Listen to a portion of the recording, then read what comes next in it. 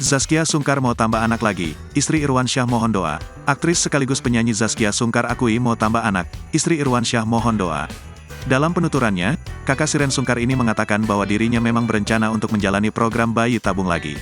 Amin, mau dong, mau banget, ungkap Zaskia di kanal YouTube Cumi Cumi, dikutip Senin, tanggal 16 Oktober tahun 2023. Ada planning mau program lagi, sambungnya. Ia pun lantas meminta doa agar rencananya bisa menjadi kenyataan. Zaskia juga berharap agar fisik dan mentalnya bisa tetap baik untuk bisa menjalankan program anak kedua tersebut.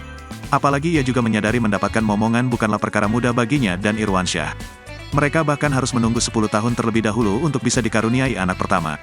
Doain aja, mudah-mudahan fisiknya, mentalnya bisa oke, tambah Zaskia Sungkar. Kan susah ya, mungkin gak semudah banyak orang yang dikasih kemudahan. Ada juga yang dikasih kesulitan. Mungkin kalau buat kita yang dikasih harus ada ikhtiarnya lebih.